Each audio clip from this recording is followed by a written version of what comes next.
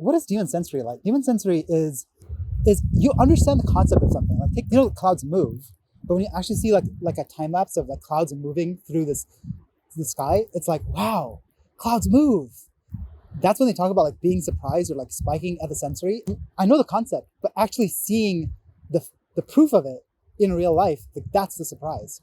So there's a few like points that are interesting about like demon sensory. So, and I think it applies to anything that you have as like a lower function. So it's like, again, we're not focusing not so much on like what people like are good at or not. Maybe that's like true in like a separate area, right? Right now we're just talking about like subjectively how like someone's relationship with that function. So in my case, like demon sensory in the middle, right? So it's not even like a big demon sensory, it's demon sensory in the middle. You have like an idea of something. Like even just take this video. It's like, oh, it's snowing. Wouldn't it be cool to do a video outside? What's surprising, guys, is that like the snow kind of gets in everywhere. Like I pulled out my laptop first, and like the water is like beating up on the touch screen. It's like going all wonky. Then I'm like, okay, let me just record it off my phone. So I plug in like the mic into my phone, and it's like, you've got water in your like USB socket. You can't use it. And I was like, what? I didn't think it'd actually get in the way of shooting a video. So it's a few different things. So it's like the sensory is getting in the way. So it's like that frustration. And the first part, what I talked about is that there's actually also like a fascination with it, because when you get like inspired by like something sensory based, it's like you want to kind of capture it and condense it and display it in an abstract way, whether it's like a picture or like an art thing or like a video or whatever. I think the last point I have about demon sensory is that like, and applies to like, again, like all functions that you have a little bit lower, is that you generally disregard it. When it's bad, it's really obvious. So like if you're demon sensory, there's nothing worse than bad sensory. And so like you'll get grossed out by things.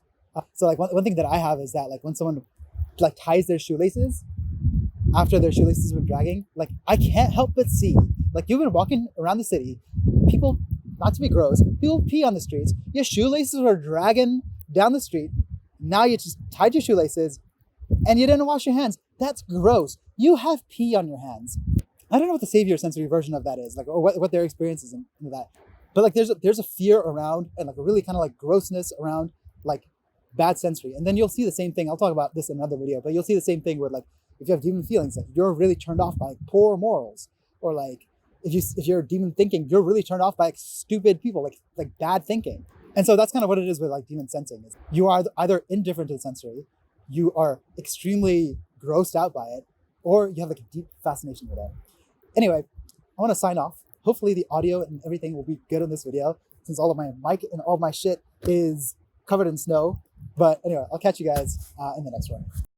See, I can't even log on. I can't even like turn the recording off on this thing because it's like covered in water. Freaking snow is water. Nobody tells you that.